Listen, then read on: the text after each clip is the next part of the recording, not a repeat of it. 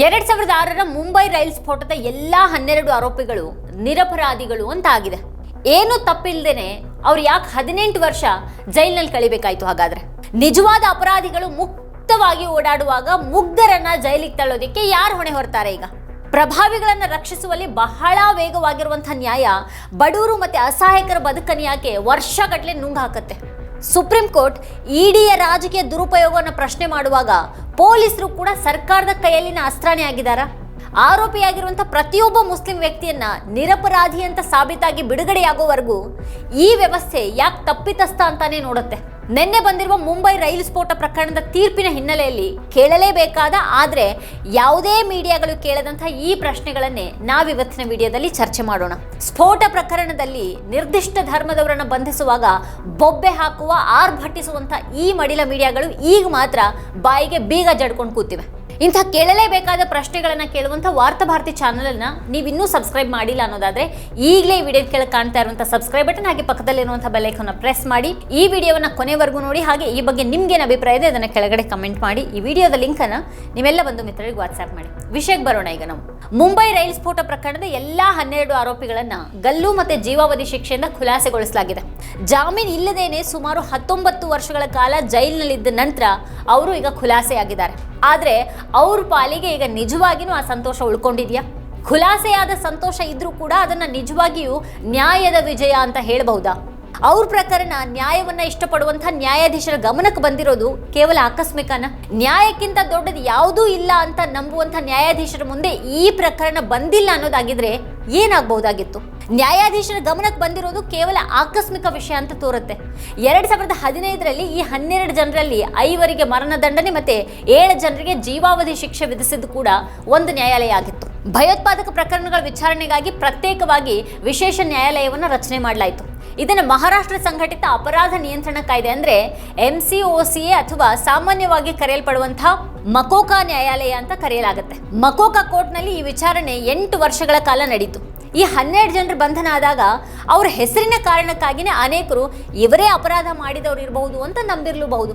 ಆದರೆ ಎಲ್ಲಾ ಭಯೋತ್ಪಾದಕರು ಮುಸ್ಲಿಮ್ರೇ ಯಾಕೆ ಅಂತ ಪ್ರಶ್ನೆ ಮಾಡೋರು ಭಯೋತ್ಪಾದನೆ ಆರೋಪದಲ್ಲಿ ಯಾವಾಗಲೂ ಮುಸ್ಲಿಮ್ರೇ ಯಾಕೆ ಸಿಲುಕ್ತಾರೆ ಅಂತ ಕೇಳೋದಿಲ್ಲ. ಯಾಕೆ ಭಯೋತ್ಪಾದಕ ಪ್ರಕರಣಗಳಲ್ಲಿ ಮುಸ್ಲಿಮ್ರನ್ನ ಮಾತ್ರನೇ ಯಾಕೆ ಆರೋಪಿಗಳನ್ನು ಮಾಡಲಾಗಿದೆ ಅಂತ ಯಾರಾದ್ರೂ ಪ್ರಶ್ನೆ ಮಾಡಿದ್ದಿಲ್ಲ. ಜುಲೈ 11, 2006ರಂದು ಮುಂಬೈನ ಲೋಕಲ್ ರೈಲ್ನಲ್ಲಿ 7 ಸ್ಫೋಟಗಳು ನಡೆದವು. 180ಕ್ಕೂ ಹೆಚ್ಚು ಜನರು ಸಾವನ್ನಪ್ತಾರೆ, 800ಕ್ಕೂ ಹೆಚ್ಚು ಜನರು ಗಾಯಗೊಂಡ್ರು. ಅವರಿಗೆ ನ್ಯಾಯ ಸಿಗ್ಲಿಲ್ಲ. ಆದ್ರೆ ನ್ಯಾಯದ ಹೆಸರಿನಲ್ಲಿ ಯಾರ್ದೋ ಕತ್ತನ್ನ ಹಿಸಕ್ಲಾಯ್ತು. ಈ 12 ಜನರು ಮುಸ್ಲಿಮರಾಗಿದ್ದರಿಂದ ಈ ರೀತಿ ಮಾಡ್ಲಾಯ್ತಾ? ಕಮಾಲ್ ಅಹಮದ್ ಮೊಹಮ್ಮದ್ ವಕೀಲ್ ಅನ್ಸಾರಿ, ಮೊಹಮ್ಮದ್ ಫೈಜಲ್ ಅತಾವುರ್ ರೆಹಮಾನ್ ಶೇಖ್, ಎಹ್ತೇಶಾಮ್ ಕುತುಬುದ್ದೀನ್ ಸಿದ್ದಿಕ್ಕಿ, ನವೀದ್ ಹುಸೇನ್ ಖಾನ್ ರಶೀದ್, ಆಸಿಫ್ ಖಾನ್ ಬಶೀರ್ ಖಾನ್, ತನ್ವೀರ್ ಅಹಮದ್ ಮೊಹಮ್ಮದ್ ಇಬ್ರಾಹಿಂ ಅನ್ಸಾರಿ, ಮೊಹಮ್ಮದ್ ಮಾಜಿದ್ ಮೊಹಮ್ಮದ್ ಶಫಿ, ಶೇಖ್ ಮೊಹಮ್ಮದ್ ಅಲಿ ಆಲಂ, ಮೊಹಮ್ಮದ್ ಸಾಜಿದ್, ಮುಜಮ್ಮಿಲ್ ಅತೌರ್ ರೆಹಮಾನ್ ಶೇಖ್, ಸುಹೇಲ್ ಮಹಮೂದ್ ಶೇಖ್, ಜಮೀರ್ ಅಹಮದ್ ಲತೀಫ್ ಉರ್ ರೆಹಮಾನ್ ಶೇಖ್. ಈಗ ಇವರೆಲ್ಲರನ್ನ ಖುಲಾಸೆಗೊಳಿಸಲಾಗಿದೆ. ಬಾಂಬೆ ಹೈಕೋರ್ಟ್ ನಲ್ಲಿ ನ್ಯಾಯಮೂರ್ತಿ ಅನಿಲ್ ಎಸ್ ಕಿಲೋರ್ ಮತ್ತೆ ನ್ಯಾಯಮೂರ್ತಿ ಶ್ಯಾಮ್ ಚಂದಕ್ ಅವರ ಪೀಠ ಈ ಒಂದು ಪ್ರಕರಣದ ವಿಚಾರಣೆಯನ್ನ ನಡೆಸಿತು. MCOCA ನ್ಯಾಯಾಲಯದ ತೀರ್ಪನ್ನ ಬಾಂಬೆ ಹೈಕೋರ್ಟ್ ನಲ್ಲಿ ಪ್ರಶ್ನೆ ಮಾಡಲಾಗಿತ್ತು. ಕಳೆದ ವರ್ಷ ಜುಲೈನಿಂದ ಜನವರಿ ಅಂತ್ಯದವರೆಗೆ ನ್ಯಾಯಾಲಯದಲ್ಲಿ ವಿಚಾರಣೆ ನಡೀತು. ಮತ್ತೆ ಈಗ 5 ತಿಂಗಳ ನಂತರ ಈ ತೀರ್ಪು ಬಂದಿದೆ. ಬಾಂಬೆ ಹೈಕೋರ್ಟ್ ನ ಈ ಪೀಠ ಪ್ರಕರಣವನ್ನ ಎಷ್ಟು ಗಂಭೀರವಾಗಿ ವಿಚಾರಣೆ ನಡೆಸಿರಬಹುದಲ್ವಾ? 6 ತಿಂಗಳ ಅವಧಿಯಲ್ಲಿ ಪೀಠ 75 ಬಾರಿ ವಿಚಾರಣೆ ನಡೆಸಿತು ಅಂತ ಅನ್ನೋದನ್ನ ಇಲ್ಲಿ ನಾವು ಗಮನಿಸಬೇಕು. ತೀರ್ಪು 670 ಪುಟಗಳಿಗಿಂತ ದೀರ್ಘವಾಗಿದೆ. ಈ ಪ್ರಕರಣದಲ್ಲಿ 250 ಸಾಕ್ಷಿಗಳ ವಿಚಾರಣೆಯನ್ನು ನಡೆಸಲಾಯಿತು. ಪ್ರತಿವಾದಗಳು 92 ಸಾಕ್ಷಿಗಳನ್ನು ಹಾಜರುಪಡಿಸಿದ್ರು. ಹಾಗೆ 169 ಪುಟಗಳಲ್ಲಿ ಈ ಪ್ರಕರಣಗಳ ದಾಖಲೆಗಳಿವೆ. MCOCA ನ್ಯಾಯಾಲಯ 8 ವರ್ಷಗಳ ಕಾಲ ವಿಚಾರಣೆಯನ್ನು ನಡೆಸಿ ಗಲ್ಲು ಶಿಕ್ಷೆಯನ್ನು ವಿಧಿಸಿತು. ಬಾಂಬೆ ಹೈಕೋರ್ಟ್ನ ಈ ನಿರ್ಧಾರ ನ್ಯಾಯಾಂಗ ಪ್ರಕ್ರಿಯೆ ಬಗ್ಗೆ ಬಹಳ ಗಂಭೀರವಾದ ಪ್ರಶ್ನೆಗಳನ್ನು ಹುಟ್ಟುಹಾಕುತ್ತೆ. ಈ 12 ಜನರು ಸುಮಾರು 19 ವರ್ಷಗಳ ಕಾಲ ಜೈಲಿನಲ್ಲೇ ಇರಬೇಕಾಯಿತು. 44,500 ಪುಟಗಳ ದಾಖಲೆಗಳನ್ನು ಸಂಗ್ರಹಿಸಲಾಗಿದೆ. ಆದರೆ ಈ 12 ಜನರ ಅಪರಾಧವನ್ನು ಸಾಬೀತುಪಡಿಸುವಂತ ಒಂದೇ ಒಂದು ಪುರಾವೆ ಕೂಡ ಕಂಡು ಬಂದಿಲ್ಲ. ಪೊಲೀಸರು ನಿರಪರಾಧಿಗಳನ್ನ ಜೈಲಿಗೆ ಹಾಕಿದ ನಂತರ 44,500 ಪುಟಗಳ ದಾಖಲೆಗಳನ್ನು ಸಿದ್ಧಪಡಿಸುವಲ್ಲಿ ನಿರತರಾಗಿದ್ರ? ಯಾವುದೇ ಪುರಾವೆಗಳು ಇಲ್ಲದಿದ್ರೂ ಕೂಡ ಪೊಲೀಸರು 12 ಮಂದಿ ಮುಸ್ಲಿಮರನ್ನ ಜೈಲಿಗೆ ಹಾಕಿದ ನಂತರ ಪ್ರಕರಣ ದಾಖಲಿಸೋದಕ್ಕೆ 44,500 ಪುಟಗಳ ದಾಖಲೆಗಳನ್ನು ಸಂಗ್ರಹಿಸ್ತಾರೆ. ಮತ್ತೆ ಅವರಲ್ಲಿ ಒಬ್ಬರ ತಪ್ಪನ್ನು ಕೂಡ ಸಾಬೀತುಪಡಿಸೋದಕ್ಕೂ ಒಂದೇ ಒಂದು ಉಪಯುಕ್ತ ಪುರಾವೆ ಕೂಡ ಕಂಡು ಬಂದಿಲ್ಲ. ಈಗ 12 ಜನರನ್ನು ಖುಲಾಸೆಗೊಳಿಸಲಾಗಿದೆ. 2006ರ ಬಾಂಬ್ ಸ್ಫೋಟಗಳಲ್ಲಿ ಅವರಲ್ಲಿ ಯಾರಿಗಾದ್ರೂ ಯಾವುದೇ ಪಾತ್ರ ಇದೆ ಅಂತ ತೃಪ್ತಿಪಡಿಸುವಂತ ಒಂದೇ ಒಂದು ಪುರಾವೆ ಕಂಡಿಲ್ಲ ಅಂತ ಬಾಂಬೆ ಹೈಕೋರ್ಟ್ ಹೇಳಿದೆ. ಭಯೋತ್ಪಾದನಾ ಪ್ರಕರಣದಲ್ಲಿ ಯಾರನ್ನು ಬೇಕಾದರೂ ಅರೆಸ್ಟ್ ಮಾಡಿ 18 ವರ್ಷ ಅಥವಾ 19 ವರ್ಷಗಳ ಕಾಲ ಜೈಲಿಗೆ ಹಾಕೋದು ಅಷ್ಟು ಸುಲಭನಾ? ಈ ಪ್ರಕರಣದಲ್ಲಿ ಹೋರಾಡಿದಂಥ ವಕೀಲರನ್ನ ನಾವಿಲ್ಲಿ ನೆನೆಯಲೇಬೇಕು. ಅದು ಅವರಿಗೆ ಅಷ್ಟು ಸುಲಭ ಅಲ್ಲ. ಅವರಲ್ಲಿ ಅನೇಕರು ಇದೇ ರೀತಿಯ ಪ್ರಕರಣಗಳಲ್ಲಿ ಹೋರಾಡ್ತಾ ಇದ್ದಾರೆ. ಮತ್ತೆ ಭವಿಷ್ಯದಲ್ಲಿಯೂ ಕೂಡ ಅವರು ಹೋರಾಡೋದನ್ನ ಮುಂದುವರಿಸ್ತಾರೆ. ನಿವೃತ್ತ ಹೈಕೋರ್ಟ್ ಮುಖ್ಯ ನ್ಯಾಯಮೂರ್ತಿ ಎಸ್ ಮುರಳೀಧರ್, ನಿತ್ಯ ರಾಮಕೃಷ್ಣನ್, ಎಸ್ ನಾಗಮುತ್ತು, ಯುಗಮೋಹಿತ್ ಚೌಧರಿ, ಹಾಗೆ ಪಯೋಶಿ ರಾಯ್, ಗೌರವ್ ಭವನಾನಿ, ಆದಿತ್ಯ ಮೆಹ್ತಾ, ಹಸನ್ ನಿಜಾಮಿ, ಸ್ತುತಿ ರಾಯ್ ಹಾಗೆ ಇಶ್ರತ್ ಅಲಿ ಖಾನ್ ಇವರು ಆ ವಕೀಲರು. ಭಯೋತ್ಪಾದನಾ ಪ್ರಕರಣಗಳ ವಿಷಯದಲ್ಲಿ ಸಾರ್ವಜನಿಕವಾಗಿ ಒಂದು ವಾತಾವರಣವನ್ನು ಸೃಷ್ಟಿ ಮಾಡಲಾಗುತ್ತೆ. ಜನರು ಕೋಮು ಸಂಬಂಧಿ ಮಾತುಕತೆಗಳ ಮೂಲಕ ಉದ್ವಿಗ್ನಗೊಳ್ಳೋ ಹಾಗೆ ಮಾಡೋದು ನಡೆಯುತ್ತೆ. ವಕೀಲರು ಹಿಂದೆ ಸರಿತಾರೆ, ಯಾರು ಕೂಡ ಅವ್ರ ಪ್ರಕರಣದಲ್ಲಿ ಹೋರಾಡೋದಿಲ್ಲ. ಅಪರಾಧ ಸಾಬೀತಾಗುವ ಮೊದಲೇನೆ ಅವರನ್ನ ಭಯೋತ್ಪಾದಕರು ಅಂತ ಘೋಷಣೆ ಮಾಡಲಾಗುತ್ತೆ. ಅಂತಹ ವಾತಾವರಣ ಒತ್ತಡವನ್ನು ಸೃಷ್ಟಿ ಮಾಡುತ್ತೆ. ಮತ್ತೆ ವಕೀಲರು ಕೂಡ ಮುಂದೆ ಬಾರದಂತಹ ರೀತಿಯಲ್ಲಿ ಅದನ್ನೆಲ್ಲ ಮಾಡಲಾಗುತ್ತೆ. ಮಡಿಲ ಮೀಡಿಯಾ ಅಂತೂ ತನ್ನ ಸ್ಟುಡಿಯೋದಲ್ಲೇನೆ ಅವರನ್ನ ಭಯೋತ್ಪಾದಕರು ಅಥವಾ ದೇಶದ್ರೋಹಿಗಳು ಅಂತ ಸಾಬೀತುಪಡಿಸ್ಬಿಡುತ್ತೆ. ಆ ವಾತಾವರಣದ ವಿರುದ್ಧ ಹೋರಾಡ್ತಾ ಯುಗಮೋಹಿತ್ ಚೌಧರಿ ಮತ್ತೆ ನಿತ್ಯ ರಾಮಕೃಷ್ಣನ್ ಅವರಂತಹ ವಕೀಲರು ಯಾರೊಬ್ಬರ ಧ್ವನಿಯಾಗೋದಕ್ಕೂ ಕೂಡ ಮುಂದೆ ಬರ್ತಾರೆ. ಎಸ್ ಮುರಳೀಧರ್ ಒರಿಸ್ಸಾ ಹೈಕೋರ್ಟ್ನ ಮುಖ್ಯ ನ್ಯಾಯಮೂರ್ತಿಯಾಗಿದ್ರು. ಅವರು ದೆಹಲಿ ಹೈಕೋರ್ಟ್ನ ನ್ಯಾಯಾಧೀಶರಾಗಿದ್ರು. ಆಗ್ಲೂ ಅವರು ಇದಕ್ಕೆ ಹೆಸರುವಾಸಿಯಾಗಿದ್ರು. ಮತ್ತೆ ನಿವೃತ್ತಿಯ ನಂತರ ಕೂಡ ಅವರು ನ್ಯಾಯಕ್ಕಾಗಿ ಕಠಿಣ ಹೋರಾಟವನ್ನು ಆರಿಸಿಕೊಂಡಿದ್ದಾರೆ. ಅಕ್ಟೋಬರ್ 1, 2006ರ ವರದಿಯೊಂದರ ಪ್ರಕಾರ ಬಂಧಿತ 15 ಜನರಲ್ಲಿ 12 ಜನರ ನೇರ ಪಾತ್ರವನ್ನು ಖಚಿತಪಡಿಸಿರುವುದಾಗಿ ಆಗಿನ ಮುಂಬೈ ಪೊಲೀಸ್ ಆಯುಕ್ತ AN ರಾಯ್ ಹೇಳಿದರು. ಇಂಥ ಹುದ್ದೆಯಲ್ಲಿ ಕುಳಿತಂತಹ ಜನರು ಎಷ್ಟು ಚಾಣಾಕ್ಷತನದಿಂದ ಸುಳ್ಳನ್ನ ಹೇಳಿ ಒಬ್ಬರ ಜೀವವನ್ನೇ ಪಣಕ್ಕಿಡ್ತಾರೆ ಅನ್ನೋದಕ್ಕೆ ಇದೊಂದು ಉದಾಹರಣೆ ನೋಡಿ. ಫೈಜಲ್ ಶೇಖ್, ಎಹ್ತೇಶಾಮ್ ಸಿದ್ದಿಕಿ ಮತ್ತೆ ಕಮಾಲ್ ಅನ್ಸಾರಿ ಬಂಧನವಾಗಿರೋದು ಅತಿ ದೊಡ್ಡ ವಿಷಯ ಅಂತ AN ರಾಯ್ ಹೇಳಿದರು. ಅವರನ್ನು ಹಿಡಿಯೋದೇ ತುಂಬ ಕಷ್ಟಕರವಾಗಿತ್ತು. ಯಾಕಂತಂದರೆ ಅವರಿಗೆ ತನಿಖಾಧಿಕಾರಿಗಳನ್ನ ದಾರಿ ತಪ್ಪಿಸುವಂಥ ರೀತಿಯಲ್ಲಿ ಪಾಕಿಸ್ತಾನದಲ್ಲಿ ತರಬೇತಿ ನೀಡಲಾಗಿತ್ತು ಅಂತ ಆ ಅಧಿಕಾರಿ ಹೇಳಿದರು.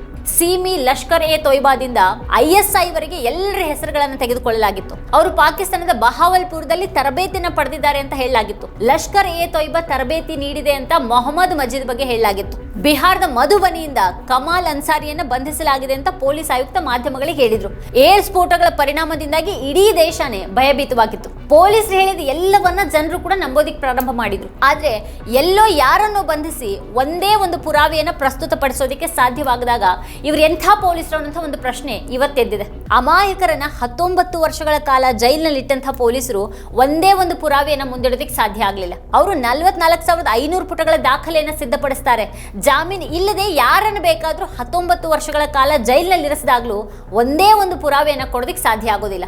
ಮುಂಬೈ ಬಾಂಬ್ ಸ್ಫೋಟದ ಆರೋಪದ ಮೇಲೆ 19 ವರ್ಷಗಳ ಕಾಲ ಜೈಲಿನಲ್ಲಿರಿಸಲಾಗಿದ್ದಂತಹ ಈ 12 ಜನರಲ್ಲಿ ಕೆಲವರು ಇಂಜಿನಿಯರ್ಗಳಾಗಿದ್ರು, ಹಾಗೆ ಕೆಲವರು ವೈದ್ಯರಾಗಿದ್ರು, ಕೆಲವರು ಅಂಗಡಿಗಳನ್ನ ಹೊಂದಿದ್ರು, ಕೆಲವರು ಕುಟುಂಬಗಳನ್ನ ಹೊಂದಿದ್ರು. ಅವರೆಲ್ಲರ ಜೀವನ ಈಗ ನಾಶ ಆಯಿತು. ಜನರ ಕೋಪವನ್ನ ಕೆರಳಿಸಲಾಯಿತು. ಹಾಗೆ ನಕಲಿ ಕಥೆಗಳ ಮೇಲೆ ಚಲನಚಿತ್ರಗಳನ್ನ ನಿರ್ಮಿಸಲಾಯಿತು. ಒಂದು ಇಡೀ ಸಮುದಾಯವನ್ನ ಕಟಕಟೆಯಲ್ಲಿ ನಿಲ್ಲಿಸಲಾಯಿತು. ವಿಚಾರಣೆ ಮುಗಿಯುವ ಮುನ್ನನೇ ಇವರೇ ಭಯೋತ್ಪಾದಕರು ಅಂತ ಜನರ ನಡುವೆ ತೀರ್ಪನ್ನ ನೀಡಲಾಯಿತು. ಸಮಾಜದ ಕೊಳಕು ಮನಸ್ಥಿತಿಯ ಜನರು ಈಗಲೂ ಕೂಡ ಈ 12 ಜನರ ಹೆಸರುಗಳ ಬಗ್ಗೆ ವದಂತಿಗಳನ್ನು ಹರಡ್ತಾ ಇರಬಹುದು. ಭಯೋತ್ಪಾದನಾ ಪ್ರಕರಣಗಳಲ್ಲಿ ಮುಸ್ಲಿಮರ ಹೆಸರುಗಳು ಮಾತ್ರನೇ ಯಾಕೆ ಬರುತ್ತವೆ? ಈ ಹೆಸರುಗಳನ್ನ ಹೊಂದಿರುವಂತಹ ಜನರನ್ನ ಮಾತ್ರನೇ ಯಾಕೆ ಹಿಡಿದು ಸಿಕ್ಕಾಕ್ಸಲಾಗತ್ತೆ? ಅವರನ್ನ 18 ಅಥವಾ 19 ವರ್ಷಗಳ ಕಾಲ ಜೈಲಿನಲ್ಲಿ ಇರಿಸಲಾಗಿತ್ತು. ಅವ್ರ ಹೆಸರುಗಳ ಕಾರಣದಿಂದಾಗಿ ಅವರೆಲ್ಲರ ಸಂಪೂರ್ಣ ಜೀವನ ನಾಶವಾಗಿ ಹೋಯಿತು. ಈ ಪ್ರಕರಣ ನಮ್ಮ ವ್ಯವಸ್ಥೆ ಅದೆಷ್ಟು ಕೊಳೆತು ಹೋಗಿದೆ ಅನ್ನೋದನ್ನ ಹೇಳ್ತಾ ಇದೆ. ಅದು ಕೋಮುವಾದಕ್ಕೆ ತಿರುಗ್ತಾ ಇದೆ. ಯಾರನ್ನ ಬೇಕಾದರೂ ಯಾವುದೇ ಒಂದು ಪ್ರಕರಣದಲ್ಲಿ ಸಿಲುಕಿಸಿ ವರ್ಷಗಟ್ಟಲೆ ಜೈಲಿನಲ್ಲಿಡುತ್ತೆ. ಸುಪ್ರೀಂ ಕೋರ್ಟ್ ED ಬಗ್ಗೆ ನೀವು ರಾಜಕೀಯಕ್ಕಾಗಿ ಬಳಕೆ ಆಗ್ತಾ ಇದ್ದೀರಿ ಅಂತ ಹೇಳಿದೆ. ಪ್ರತಿಯೊಂದು ತನಿಖಾ ಸಂಸ್ಥೆಯ ಸ್ಥಿತಿ ಕೂಡ ಇದೇ ಆಗಿದೆ. ಈಗ ದೆಹಲಿ ಗಲಭೆ ಆರೋಪದ ಮೇಲೆ ಉಮರ್ ಖಾಲಿದ್, ಶರ್ಜಿಲ್ ಇಮಾಮ್ ಹಾಗೆ ಗುಲ್ಫಿಶಾ ಫಾತಿಮಾ, ಶಿಫಾವುರ್ ರೆಹಮಾನ್, ಮಿರಾನ್ ಹೈದರ್ ಹಾಗೆ ಖಾಲಿದ್ ಸೈಫಿ ಇವರನ್ನೆಲ್ಲ ಇಷ್ಟು ವರ್ಷಗಳ ಕಾಲ ಜೈಲಿನಲ್ಲಿ ಯಾಕೆ ಇರಿಸಲಾಗಿದೆ ಅನ್ನೋದು ಇದರಿಂದ ಅರ್ಥ ಆಗುತ್ತೆ. ಮುಂಬೈ ಬಾಂಬ್ ಸ್ಫೋಟ ಪ್ರಕರಣ ಕುರಿತ ಈ ತೀರ್ಪಿನಿಂದ ನಾವು ಏನನ್ನೂ ಕಲ್ತಿಲ್ಲ. ಇವತ್ತಿಗೂ ಕೂಡ ಜನರು ವಿಚಾರಣೆ ಇಲ್ಲದೇನೆ 5-6 ವರ್ಷಗಳ ಕಾಲ ಜೈಲಿನಲ್ಲಿದ್ದಾರೆ. ಈ ಎಲ್ಲ ಜನರು ಯಾವತ್ತಾದರೂ ತಮ್ಮ ಜೀವವನ್ನು ಮರಳಿ ಪಡಿತಾರಾ? ಗಲಭೆಯಲ್ಲಿ ಮಡಿದವರಿಗೆ ಹಾಗೆ ಮುಂಬೈ ಸ್ಫೋಟದಲ್ಲಿ ಮಡಿದವರಿಗೆ ಒಬ್ಬ ಅಮಾಯಕ ವ್ಯಕ್ತಿಯನ್ನ ಹಿಡಿದು ಗಲ್ಲಿಗೇರಿಸಲಾಯಿತು ಅನ್ನೋದ್ರಿಂದ ನ್ಯಾಯ ಸಿಗತ್ತಾ? ಅದು ಅವ್ರ ನ್ಯಾಯನ? ಹಾಗಾದ್ರೆ ಈ ಪೊಲೀಸರು ಸಾರ್ವಜನಿಕರ ಎದುರಲ್ಲಿ ಹೀರೋಗಳಾಗೋದಕ್ಕೆ ಏನ್ ಕಾರಣ? ಮಾಜಿ ಮುಖ್ಯ ನ್ಯಾಯಮೂರ್ತಿ ಎಸ್ ಮುರಳೀಧರ್ ಅವರು ಕೂಡ ಪೊಲೀಸರು ಮತ್ತೆ ಮಾಧ್ಯಮಗಳ ಪಾತ್ರದ ಬಗ್ಗೆ ಇದೇ ಆಧಾರದ ಮೇಲೆನೆ ಟೀಕೆ ಮಾಡಿರಬಹುದು. ಭಯೋತ್ಪಾದನಾ ಪ್ರಕರಣಗಳಲ್ಲಿ ಸಾರ್ವಜನಿಕರಲ್ಲಿ ಕೋಲಾಹಲವನ್ನು ಸೃಷ್ಟಿ ಮಾಡಲಾಗುತ್ತೆ. ಅದೇ ನೆಪದಲ್ಲಿ ಪೊಲೀಸರು ವ್ಯಕ್ತಿಗಳನ್ನ ಮುಂಚಿತವಾಗಿಯೇ ತಪ್ಪಿತಸ್ಥರು ಅಂತ ಪರಿಗಣಿಸಿ ಕ್ರಮ ಕೈಗೊಳ್ಳೋದಕ್ಕೆ ಪ್ರಾರಂಭ ಮಾಡ್ತಾರೆ ಅಂತ ಅವ್ರು ಹೇಳಿದ್ದಾರೆ. ಪೊಲೀಸರು ಪತ್ರಿಕಾಗೋಷ್ಠಿಗಳನ್ನ ನಡೆಸೋದಕ್ಕೆ ಪ್ರಾರಂಭ ಮಾಡ್ತಾರೆ, ಮತ್ತೆ ಮಾಧ್ಯಮ ವಿಚಾರಣೆ ಪ್ರಾರಂಭ ಆಗುತ್ತೆ. ಭಯೋತ್ಪಾದನಾ ಪ್ರಕರಣದಲ್ಲಿ ತನಿಖಾ ಸಂಸ್ಥೆಗಳು ತೀವ್ರವಾಗಿ ನಿರಾಶೆಗೊಳಿಸಿವೆ. ಭಯೋತ್ಪಾದನಾ ಪ್ರಕರಣಗಳಲ್ಲಿ ತನಿಖೆ ವಿಫಲ ಆದಂತಹ ದೀರ್ಘ ಇತಿಹಾಸ ಇದೆ. ಆದ್ರೆ ಈಗ ತುಂಬಾ ತಡವಾಗ್ಬಿಟ್ಟಿದೆ. ನ್ಯಾಯಾಲಯ ಮಾತ್ರನೇ ಇದನ್ನ ಸರಿಪಡಿಸಬಹುದು. ಅದೃಷ್ಟವಶಾತ್ ಎಸ್ ಮುರಳೀಧರನ್ ಅವರಂತಹ ಕಾನೂನು ಹೋರಾಟಗಾರರಿದ್ದಾರೆ. ಅವರು ನ್ಯಾಯಾಧೀಶರ ಕುರ್ಚಿಯಲ್ಲಿ ಕೂತ್ಕೊಂಡಾಗ ಯಾರಿಗೂ ಅವ್ರು ತಲೆಬಾಗೋದಿಲ್ಲ, ಅವ್ರು ಯಾರಿಗೂ ಕೂಡ ಹೆದರೋದಿಲ್ಲ. ನಿವೃತ್ತಿಯ ನಂತರ ಕೂಡ ಅವರು ನ್ಯಾಯಕ್ಕಾಗಿ ಹೋರಾಡ್ತಾರೆ. ಮುರಳೀಧರ್ ಈ ಪ್ರಕರಣದಲ್ಲಿ ವಕೀಲರಾಗಿ ಬಾಂಬೆ ಹೈಕೋರ್ಟ್ ಮುಂದೆ ತಮ್ಮ ವಾದವನ್ನು ಮುಕ್ತಾಯಗೊಳಿಸ್ತಾ ಇಷ್ಟು ವರ್ಷಗಳ ಕಾಲ ಜೈಲಿನಲ್ಲಿದ್ದ ನಂತರ ಆರೋಪಿಗಳು ಖುಲಾಸೆಗೊಂಡ್ರು. ಆದರೆ ಯಾರಿಗೂ ಇಲ್ಲಿ ನ್ಯಾಯ ಸಿಕ್ಕಿಲ್ಲ ಅಂತ ಹೇಳಿದ್ರು. ಅಂತಹ ಪ್ರಕರಣಗಳಲ್ಲಿ ಆರೋಪಿಗಳ ಜೊತೆಗೆ ಅವ್ರ ಮನೆಯ ಮಹಿಳೆಯರು, ಮಕ್ಕಳು ಮತ್ತೆ ಸಂಬಂಧಿಕರು ಕೂಡ ಶಿಕ್ಷೆನ ಅನುಭವಿಸ್ತಾರೆ, ಅಪಾರ ಅವಮಾನವನ್ನು ಎದುರಿಸ್ತಾರೆ. ಒಮ್ಮೆ ಅವರಿಗೆ ಕಳಂಕ ಅಂಟಿಸಿದ ನಂತರ ಸಮಾಜ ಅವರನ್ನ ತುಂಬಾ ಕ್ರೂರವಾಗಿ ನಡೆಸ್ಕೊಳ್ಳುತ್ತೆ. ಯಾರು ಕೂಡ ಅವರನ್ನ ಚೆನ್ನಾಗಿ ನಡೆಸ್ಕೊಳ್ಳೋದಿಲ್ಲ. ಇದು ಬಾಂಬೆ ಹೈಕೋರ್ಟ್ ನೀಡಿದಂತ ಒಂದು ಸಾಮಾನ್ಯ ನಿರ್ಧಾರ ಅಲ್ಲ. ಇತ್ತೀಚಿನ ದಿನಗಳಲ್ಲಿ ಎನ್ಕೌಂಟರ್ಗಳು ಹೇಗೆ ನಡೀತಾ ಇವೆ ಅನ್ನೋದು ಗೊತ್ತಿದೆ. ಆ ಕಾಲದ ಪೊಲೀಸರು ಇದಕ್ಕೆ ಒಗ್ಗಿಕೊಂಡಿದ್ರೆ, ಪೊಲೀಸರಿಗೆ ಈ ರೀತಿ ಸಾರ್ವಜನಿಕರಿಂದ ಬೆಂಬಲ ಸಿಕ್ಕಿದ್ರೆ ಈ 12 ಅಮಾಯಕ ಜನರಿಗೆ ಏನಾಗ್ತಾ ಇತ್ತೋ ಯಾರಿಗ್ ಗೊತ್ತು. ಸಾರ್ವಜನಿಕರು ಅವರ ಎನ್ಕೌಂಟರ್ ಅನ್ನು ಶ್ಲಾಘಿಸ್ತಾ ಇದ್ರು ಆಗ.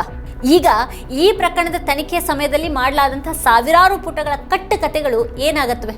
ಮಹಾರಾಷ್ಟ್ರ ATS ಮತ್ತೆ ತನಿಖೆಯನ್ನು ನಡೆಸುತ್ತಾ, ಅಥವಾ ತನಿಖೆ ಹೆಸರಿನಲ್ಲಿ ಒಂದು ಕಥೆಯನ್ನು ಕಟ್ಟಲಾಗಿತ್ತು ಅನ್ನುವಂಥ ಒಂದು ಸತ್ಯವನ್ನ ಈಗ ಅದು ಒಪ್ಕೊಳ್ಳುತ್ತಾ?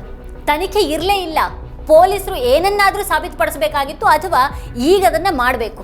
ಸಾಬೀತುಪಡಿಸೋದಕ್ಕೆ ಸಾಧ್ಯ ಆಗದೇ ಇದ್ದಾಗ ಅದು ತನ್ನ ವೈಫಲ್ಯವನ್ನು ಒಪ್ಕೊಳ್ಳೇಬೇಕು. ಇಷ್ಟೆಲ್ಲ ಆದ ಮೇಲಾದ್ರೂ ಏನಾದ್ರೂ ಬದಲಾಗತ್ತಾ? ಖಂಡಿತ ಇಲ್ಲ. ತನಿಖಾ ಸಂಸ್ಥೆಗಳು ಬದಲಾಗೋದಿಲ್ಲ, ಅಥವಾ ಭಯೋತ್ಪಾದನೆ ಹೆಸರಿನಲ್ಲಿ ರಾಜಕೀಯ ಮಾಡೋರು ಬುದ್ಧಿ ಕೂಡ ಕಲಿಯೋದಿಲ್ಲ. ಈ ಕುರಿತಾಗಿ ನಿಮ್ಗೇನು ಅನಿಸಿಕೆ ಅಥವಾ ಅಭಿಪ್ರಾಯಗಳಿದೆ ಅದನ್ನು ಈ ವಿಡಿಯೋ ಕೆಳಗಡೆ ಕಮೆಂಟ್ ಮಾಡಿ ನಮಗೆ ತಿಳಿಸಿ. ಇದೇ ಈ ಹೊತ್ತಿನ ಸ್ಪೆಷಲ್. ನೋಡ್ತಾ ಇರಿ ವಾರ್ತಾಭಾರತಿ. ನೀವಿನ್ನು ವಾರ್ತಾಭಾರತಿ ಯೂಟ್ಯೂಬ್ ಚಾನಲನ್ನು ಸಬ್ಸ್ಕ್ರೈಬ್ ಮಾಡಿಲ್ಲ ಅನ್ನೋದಾದರೆ ಈ ಕೂಡಲೇ ಸಬ್ಸ್ಕ್ರೈಬ್ ಮಾಡಿ, ಹಾಗೆ ಪಕ್ಕದಲ್ಲಿರುವಂಥ ಬೆಲ್ ಐಕಾನ್ನ ಪ್ರೆಸ್ ಮಾಡಿ ನಮ್ಮನ್ನು ಬೆಂಬಲಿಸಿ.